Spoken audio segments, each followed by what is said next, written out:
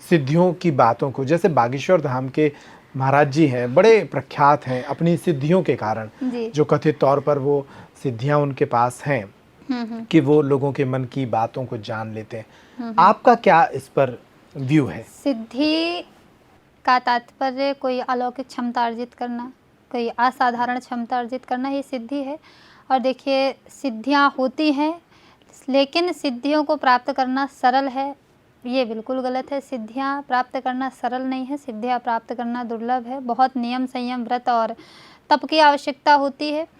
अब यदि सिद्धियां ना होती तो इनके प्रमाण भी इतिहास में ना होते। हनुमान जी से ही ले लीजिए, लिखा है कि अष्ट सिद्धि नवनिधि के दाता, 8 सिद्धियां थी हनुमान जी के पास, अणिमा, गरिमा, लघिमा, प्रकाशत्व, ईशुत्व।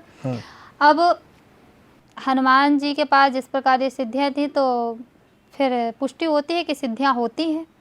अब जैसे शास्त्री जी के विषय में आपने कहा कि सिद्धियां तो बिल्कुल सिद्धि है, मानते हैं, हम भी इस बात को मानते हैं।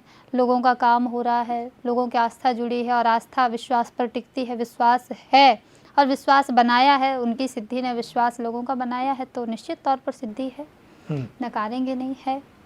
सिद्धियों के विषय में शास्त्र क्या कहते हैं? शास्त्रों में इनके अर्जन की क्या व्यवस्था है, कैसे अर्जित की जाती हैं? अलग अलग प्रकार की व्यवस्थाएं हैं, अलग अलग सिद्धियां हैं, तो अलग अलग प्रकार के इनके तरीके भी हैं। जैसे यक्षिणी हो गए, कुछ सिद्धियां पवित्रता पर आधारित हैं, कुछ सिद्धियां पवित्रता पर आधारित हैं, तो सबके अलग अलग पूजा विधि, जप तप, नियम, साधना इत्यादि बताई गई है।